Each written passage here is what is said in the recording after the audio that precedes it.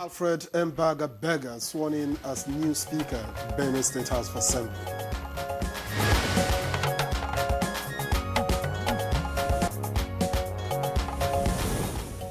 Nigeria police force repatriates a high-profile Chinese fugitive.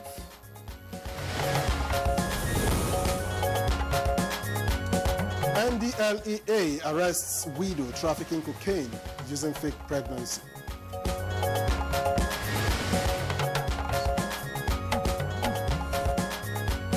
And on Good Morning Nigeria today, we shall focus on proposed review of revenue sharing formula.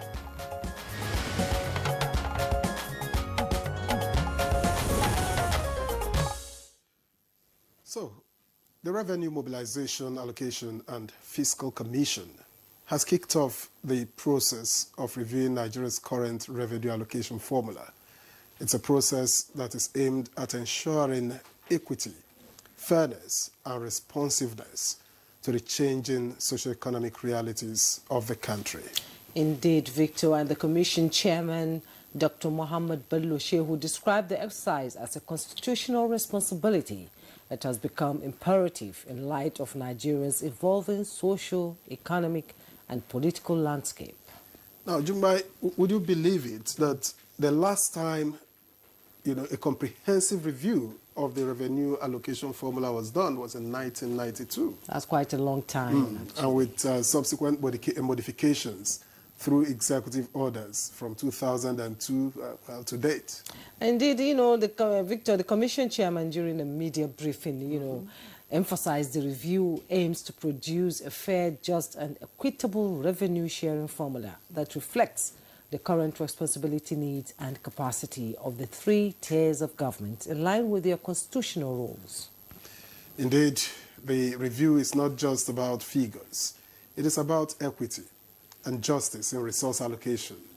And on this note, critical stakeholders ranging from the presidency, the National Assembly, down to the state government, ALGON, the judiciary, and civil society, the private sector, will all be consulted to ensure the new formula is data-driven and reflective of Nigeria's current economic realities. Now, currently, the revenue distribution stands at 52.68% for federal, 26.72% for states and 20.60% for local government, while a separate formula for value-added tax, VAT, which is 15% federal government, 50% state and 35% local government areas. And let's not forget, before all that sharing begins to happen, 13% of revenue from natural resources is set aside for all producing states.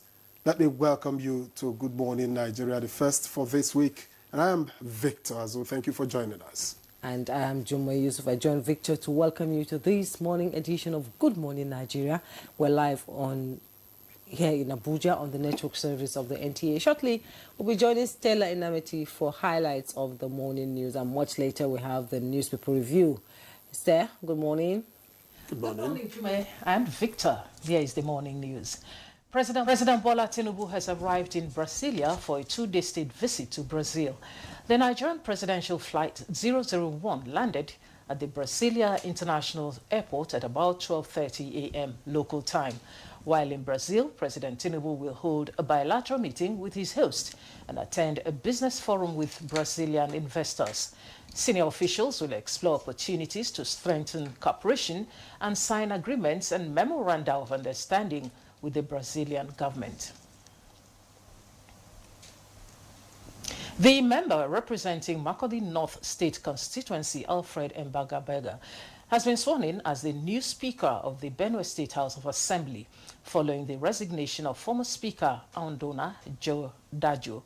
The Speaker, who presided after taking oath of office, said transparency and teamwork will be his guiding principles and sued for their support and cooperation.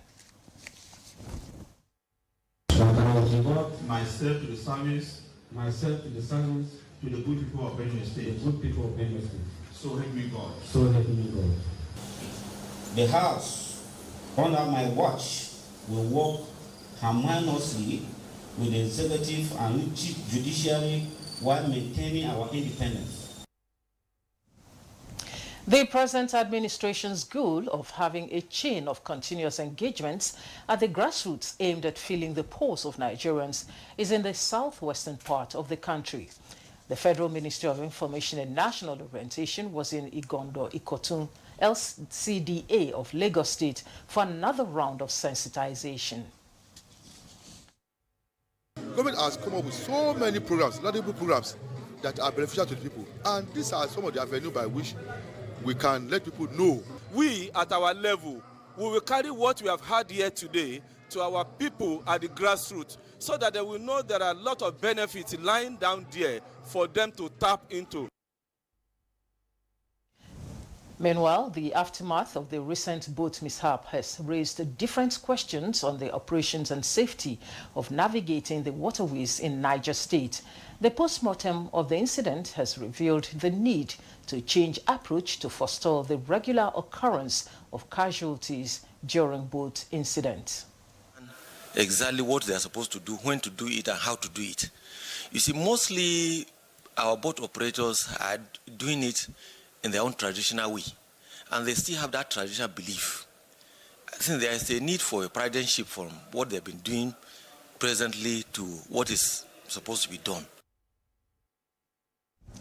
The Nigeria Police Force has repatriated a high-profile Chinese fugitive, Dei Qisheng, in a landmark operation executed through the Interpol National Central Bureau, Abuja. A statement by the force notes that the successful repatriation carried out in collaboration with Interpol, Beijing, and the Embassy of the People's Republic of China in Nigeria underscores the force's unwavering commitment to tackling transnational organized crime. Qisheng, a notorious gang leader wanted in China for orchestrating violent organized crimes, fled his country in 2024 to evade arrest by the Public Security Bureau of Jizin County. The National Drug Law Enforcement Agency, NDLEA, has made major breakthroughs in its nationwide war against illicit drugs, arresting a widow who attempted to traffic cocaine using a fake pregnancy disguise. In a week-long operation spanning multiple states, NDLEA operatives also intercepted 75,000 kilograms of cannabis, seized hundreds of thousands of opioid pills, and dismantled large-scale drug farms in Delta, Ondo, Edo, and Taraba. And those are the news highlights. Good Morning Nigeria continues with Jume and Victor after these messages.